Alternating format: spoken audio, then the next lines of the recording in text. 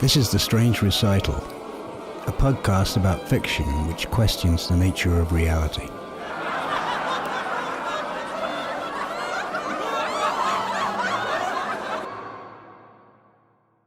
George Washington Crosby began to hallucinate 8 days before he died. From the rented hospital bed, placed in the middle of his own living room, he saw insects running in and out of imaginary cracks in the ceiling plaster. The panes in the windows, once snugly pointed and glazed, stood loose in their sashes. The next stiff breeze would topple them all, and they would flop onto the heads of his family, who sat on the couch and the love seat and the kitchen chairs his wife had brought in to accommodate everyone.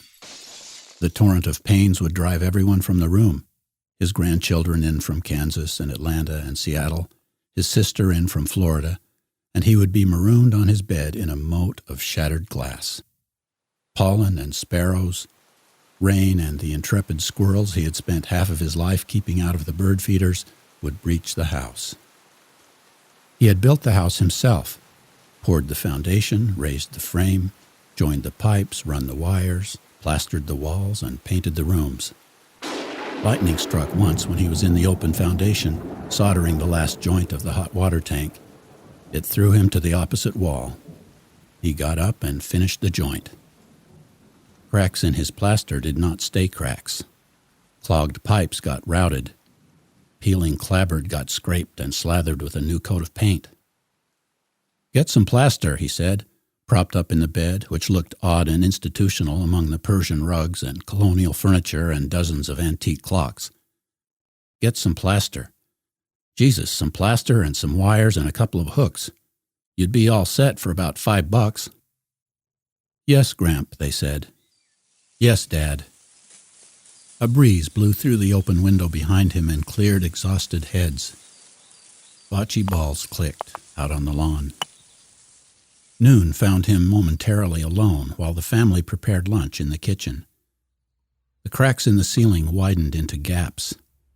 The locked wheels of his bed sank into new fault lines opening in the oak floor beneath the rug. At any moment the floor was going to give. His useless stomach would jump in his chest as if he were on a ride at the Topsfield Fair, and with a spine-snapping jolt, he and the bed would land in the basement, on top of the crushed ruins of his workshop. George imagined what he would see, as if the collapse had in fact already happened. The living room ceiling, now 2 stories high, a ragged funnel of splintered floorboards, bent copper pipes, and electrical wires that looked like severed veins bordering the walls and pointing towards him in the center of all that sudden ruin. Voices murmured out in the kitchen. George turned his head, hoping someone might be sitting just out of view, with a paper plate of potato salad and rolled slices of roast beef on her lap and a plastic cup of ginger ale in her hand. But the ruin persisted. He thought he called out, but the women's voices in the kitchen and the men's voices in the yard hummed uninterrupted. He lay on his heap of wreckage, looking up. The second floor fell on him, with its unfinished pine framing and dead-end plumbing, the capped pipes never joined to the sink and toilet he had once intended to install, and racks of old coats and boxes of forgotten board games and puzzles and broken toys and bags of family pictures, some so old they were exposed on tin plates. All of it came crashing down into the cellar, he unable to even raise a hand to protect his face. But he was nearly a ghost, almost made of nothing, and so the wood and metal and sheaves of brightly printed cardboard and paper, "Move forward 6 spaces to Easy Street," which otherwise would have crushed his bones, dropped on him and fell away like movie props, he or they facsimiles of former actual things.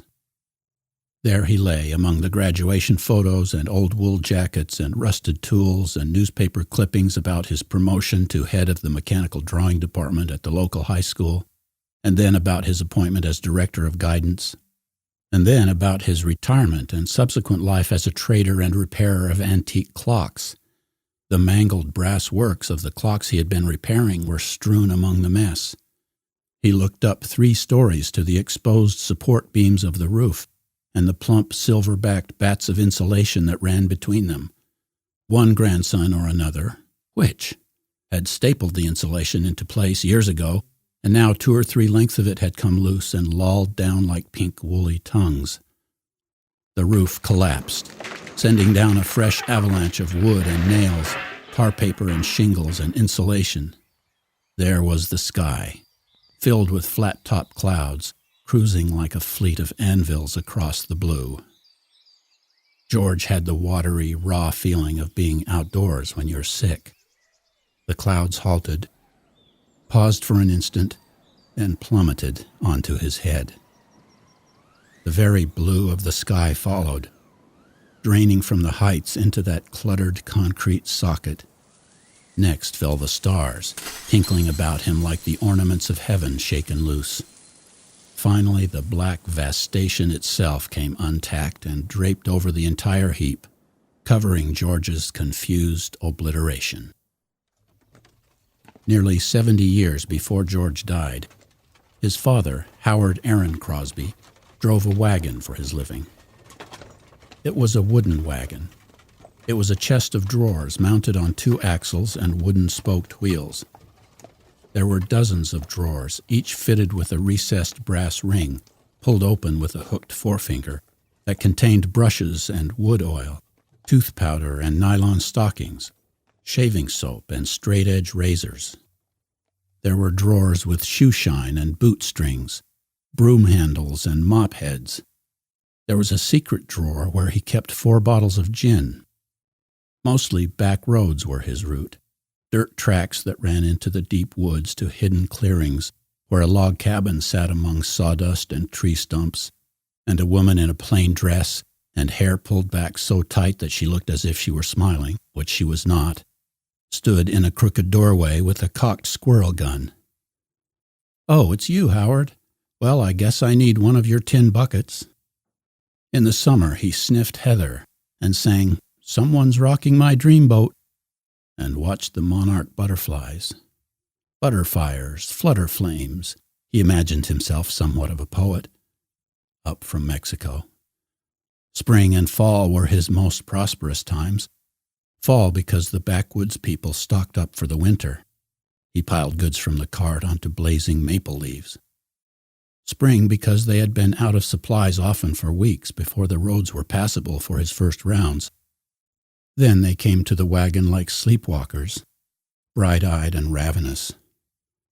Sometimes he came out of the woods with orders for coffins, a child, a wife wrapped up in burlap and stiff in the woodshed. He tinkered. Tin pots, wrought iron, solder melted and cupped in a clay dam, quicksilver patchwork, occasionally a pot hammered back flat, the winkle of tin sibilant, tiny beneath the lid of the boreal forest. Tinkerbird, coppersmith, but mostly a brush and mop drummer. George could dig and pour the concrete basement for a house. He could saw the lumber and nail the frame. He could wire the rooms and fit the plumbing. He could hang the drywall. He could lay the floors and shingle the roof. He could build the brick steps. He could point the windows and paint the sashes. But he could not throw a ball or walk a mile. He hated exercise, and once he took early retirement at 60, he never had his heart rate up again if he could help it, and even then only if it were to whack through some heavy brush to get to a good trout pool. Lack of exercise might have been the reason that when he had his first radiation treatment for the cancer in his groin, his legs swelled up like 2 dead seals on a beach and then turned as hard as lumber. Before he was bedridden, he walked as if he were an amputee from a war that predated modern prosthetics. He tottered as if 2 hardwood legs hinged with iron pins were buckled to his waist. When his wife touched his legs at night in bed through his pajamas, she thought of oak or maple and had to make herself think of something else in order not to imagine going down to his workshop in the basement and getting sandpaper and stain and sanding his legs and staining them with a brush as if they belonged to a piece of furniture. Once she snorted out loud, trying to stifle a laugh when she thought, "My husband, the table." She felt so bad afterward that she wept. The stubbornness of some of the country women with whom Howard came into contact on his daily rounds cultivated in him, he believed, or would have believed had he ever consciously thought about the matter, an unshakable, reasoning patience. When the soap company discontinued its old detergent for a new formula and changed the design on the box the soap came in, Howard had to endure debates he would have quickly conceded were his adversaries not paying customers. Where's the soap? This is the soap. The box is different. Yes, they changed it. What was wrong with the old box? Nothing. Why'd they change it? Because the soap is better. The soap is different? Better. Nothing wrong with the old soap? Of course not, but this is better. Nothing wrong with the old soap. How can it be better? Well, it cleans better. Cleaned fine before. This cleans better and faster. Well, I'll just take a box of the normal soap. This is the normal soap now. I can't get my normal soap? This is the normal soap. I guarantee it. Well, I don't like to try a new soap. It's not new. Just as you say, Mr. Crosby, just as you say. Well, ma'am, I need another penny. Another penny for what? The soap is a penny more now that it's better. I have to pay a penny more for different soap in a blue box? I'll just take a box of my normal soap. George bought a broken clock at a tag sale. The owner gave him a reprint of an 18th century repair manual for free. He began to poke around the guts of old clocks. As a machinist, he knew gear ratios, pistons and pinions, physics, the strength of materials. As a Yankee in North Shore horse country, he knew where the old money lay, dozing, dreaming of wool mills and slate quarries, ticker tape and fox hunts. He found that bankers paid well to keep their balky heirlooms telling time. He could replace the worn tooth on a strike wheel by hand, lay the clock face down, unscrew the screws, maybe just pull them from the cedar or walnut case, the threads long since turned to wood dust, dusted from mantles. Lift off the back of the clock like the lid of a treasure chest. Bring the long-armed jeweler's lamp closer to just over your shoulder. Examine the dark brass. See the pinions gummed up with dirt and oil. Look at the blue and green and purple ripples of metal hammered, bent, torched. Poke your finger into the clock. Fiddle the escape wheel. Every part perfectly named. Escape, the end of the machine, the place where the energy leaks out, breaks free, beats time. Stick your nose closer. The metal smells tannic. Read the names etched onto the works. Ezra Bloxam, 1794. George E. Tiggs, 1832. Thomas Flatchbart, 1912. Lift the darkened works from the case. Lower them into ammonia. Lift them out, nose burning, eyes watering, and see them shine and star through your tears. File the teeth. Punch the bushings. Load the springs. Fix the clock. Add your name. Tinker, tinker, tin, tin, tin. Tintinabulation. There was the ring of pots and buckets. There was also the ring in Howard Crosby's ears, a ring that began at a distance and came closer until it sat in his ears, then burrowed into them. His head thrummed as if it were a clapper in a bell. Cold hopped onto the tips of his toes and rode on the ripples of the ringing throughout his body until his teeth clattered and his knees faltered and he had to hug himself to keep from unraveling. This was his aura, a cold halo of chemical electricity that encircled him immediately before he was struck by a full seizure. Howard had epilepsy. His wife, Kathleen, formerly Kathleen Black of the Quebec Blacks, but from a reduced and stern branch of the family, cleared aside chairs and tables and led him to the middle of the kitchen floor. She wrapped a stick of pine in a napkin for him to bite so he would not swallow or chew off his tongue. If the fit came fast, she crammed the bare stick between his teeth and he would wake to a mouthful of splintered wood and the taste of sap, his head feeling like a glass jar full of old keys and rusty screws.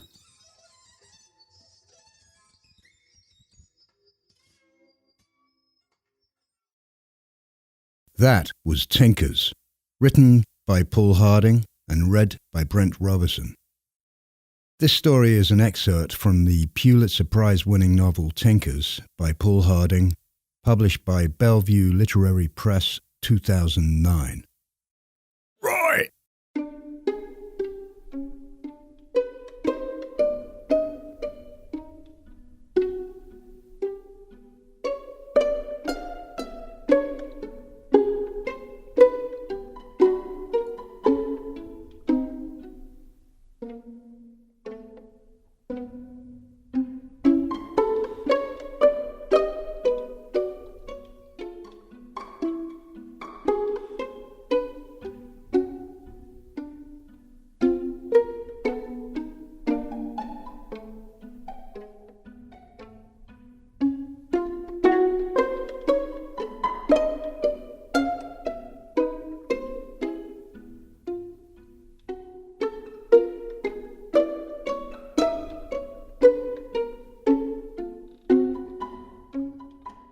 The author of Tinkers, Paul Harding, is joining us by phone from his home in Long Island.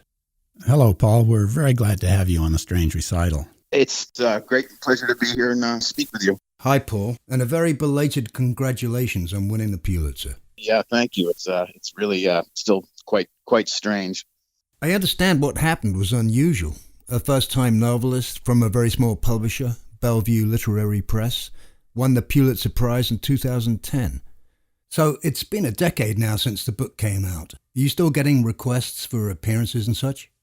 Yeah, it's still a book that people discover by word of mouth, and that's hand sold in independent bookstores. And so there's this lovely steady state of people discovering it and then being asked to do all sorts of interesting things at libraries and podcasts. It's a community level book. So I get asked to do a lot of interesting kinds of readings, kind of outside of the normal, just stand up in front of a podium and do a bookstore reading. So yeah, it's great. It's really wonderful.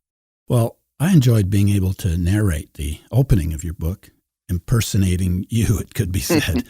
Not that I'm so presumptuous, but identity is a very malleable thing, perhaps all in the mind. And for me, that's one of the ideas that your book explores.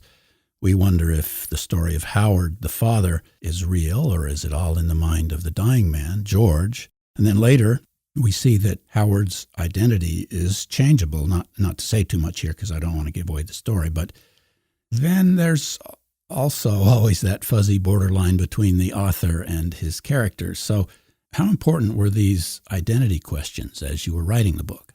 I really thought of all of the characters as having their own individual consciousness, but then just aesthetically, the way the book elaborated itself, there ended up being this larger collective familial consciousness in which the different characters in the family were coextensive, I guess you could say. They permeated one another. I read a lot of Hegel and Husserl, and the whole idea that people's absences are as elaborate and precise as their presences. And so whenever anybody was experiencing something, whether it was a dream or an hallucination or whatever, on any level of the narrative, I just considered it to be true while it was happening. So it was all very experiential. Yeah, family, dreams, absences. I'm sure you had it all there from the start. But what inspired you to write this story about men and their families in New England of a bygone era? It's one of those great instances where the material presented itself to me. So I didn't invent it or think it up. The seed or the germ for it were just these old apocryphal, fragmentary stories that my maternal grandfather used to tell me and my brother and my cousins, just about his life having grown up in Maine in the 1920s. So my grandfather's father did have epilepsy and left my grandfather's family when my grandfather was 12. And whenever we'd ask my grandfather to elaborate on these stories, he would clam up. The consequence of that is that his reluctance, of course, made those stories all the more irresistible. So I just took all those little premises, just about him being 12 and his father being epileptic, like all those little factual seeds, you could, and maybe fill like a 3x5 index card. And then I just write each factual sentence down and imagine the next sentence and then the next and the next, and just let it elaborate itself that way until the fictional or imagined versions of the facts ended up achieving their own kind of critical mass. Yeah. Well, one thing I find really interesting about Tinkers is that it's about men, fathers and sons, and it explores their dysfunctions, but it really contains none of what might be called the toxic masculinity that's so prevalent in today's depictions of the world of males. Now, the reading audience, as I understand, is mostly female, and the book's ongoing popularity suggests that women like it. So what are your thoughts about this? Well, I consider it a great privilege and honor to have so many women love the book.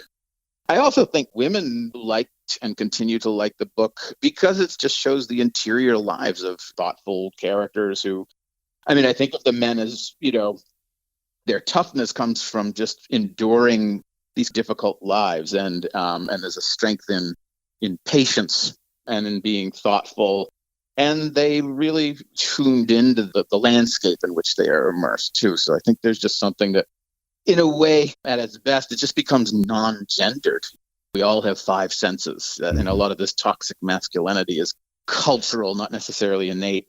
Sometimes I think artists, writers get lured into writing about things that they want to contradict. The danger is just that you'll end up making a work of art that becomes an instance of that which it means to contradict.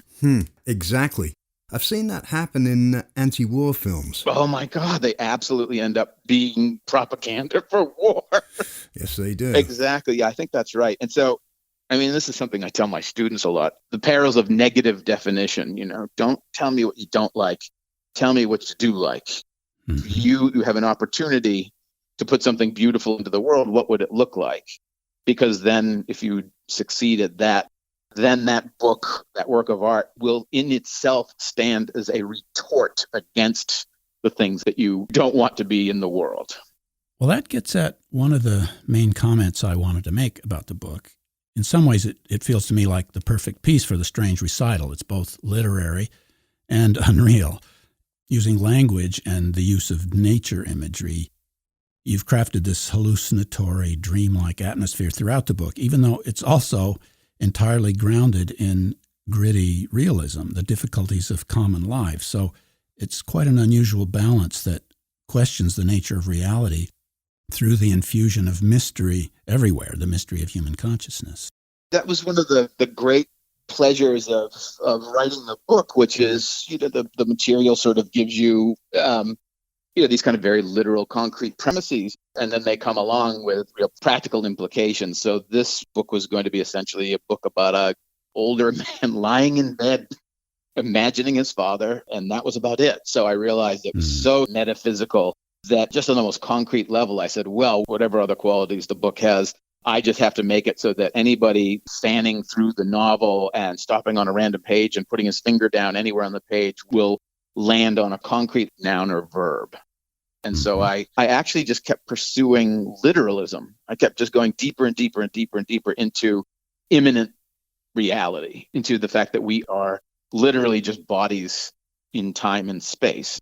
It's very pastoral. And so, again, as with the familial consciousness, I just decided to remove the boundaries between consciousness and the so-called outer world. I just made all the landscapes coextensive with the character's consciousness, so that any description of a landscape is actually a description or a portrait of the character who's perceiving it. Yeah, and then there's the way you deal with time. It's not only about how you jump around through decades, but also that George becomes a fixer of broken clocks. Yeah, I love the quotes from an 18th century clock repair manual, which made me even happier when Google told me that those passages were completely fictional. Yeah, those are really fun parts of the book to work on. The part about George being a repairer of broken clocks was non-negotiable because my grandfather repaired antique clocks and I apprenticed with him. So then the challenge became, what potentially more cliche metaphor could you have for time than clocks? So it was interesting to figure out how to use the clocks without being cliche. And the way I basically did it was the novel doesn't make use of clocks, I have George make use of clocks. Clocks are his subject, he's our subject, so we watch him pondering clocks. It eventually had to pull its own dramatic weight, but it was fun to sort of do that text within a text kind of thing. Yeah. Well, I enjoyed your second novel, Enon or Enon, or how do you pronounce that? Enon. It's the original name of the little town I grew up in on the North Shore of Boston. Well, it's none spelled backwards. That's right. I know a lot of people noticed that, not including me at first. And in it, the Crosby family carries on closer to current day, but... I know, but if we're talking about the current day, how about now? Paul, are you writing anything at the moment? Yeah, I am actually. I'm just finishing up a manuscript of a novel that I'm tentatively calling This Other Eden, which is a line from Richard II about a population.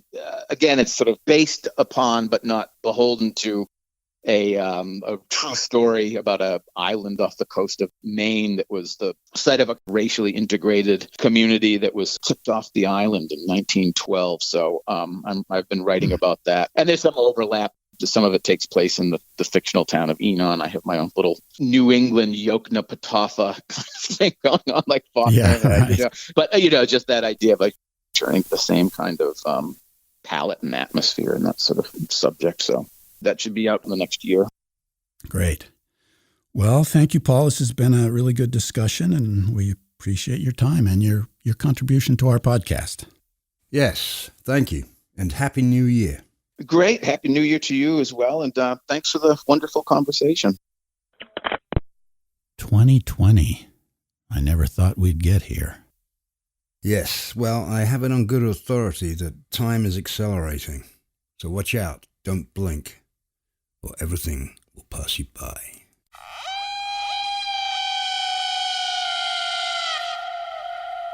This is The Strange Recital on the web at thestrangerecital.com. The music on this episode was 19 String Cello, 142181 by John Woes, and Crosswire by Blue Dot Sessions. This is episode 20012. I just farted.